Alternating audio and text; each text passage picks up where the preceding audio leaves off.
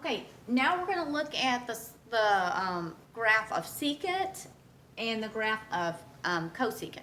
We're going to start with cosecant. It is related to sine of x, and how it's related is cosecant is 1 over the sine of x. So how you would graph the cosecant is first you graph the sine wave, and then I'll show you how to make your adjustments, okay? So first graph the sine wave, and we just did that. So I'm going to do it a lot faster. If I have to graph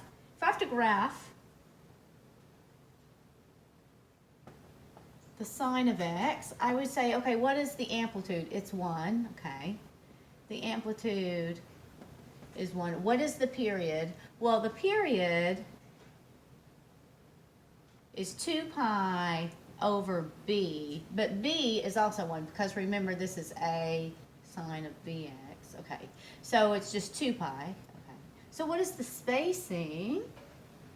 The spacing is going to be 2 pi, is going to be the period, whatever I got for the period, divided by 4, 2 pi over 4, so that's pi over 2. That's my spacing. So if I'm going to graph a sine wave, I start at 0, okay, and then I go with the spacing that I have decided on, pi over 2, pi, 3 pi over 2, 2 pi. And then I'm going to go backwards another period.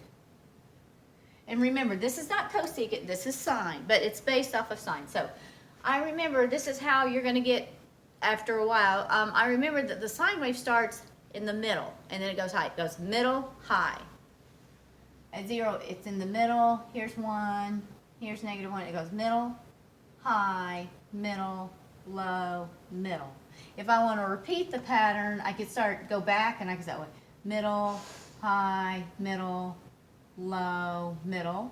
And I'll put 2 sine waves. Now what I'm going to do is I'm going to dash these, because this is not the curve that I'm really after. This is what I'm going to help myself.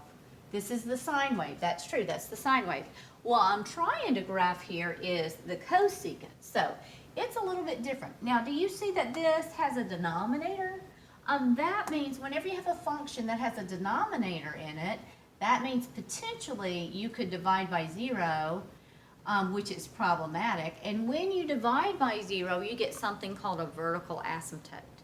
And that is a place where your function is undefined. It's going to infinity.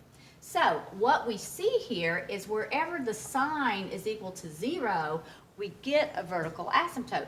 So the blue graph is the sine, and where it equals to 0 is where it's hitting the x-axis. So every time that's happening, what I'm getting on my cosecant graph is a vertical asymptote right here and right here.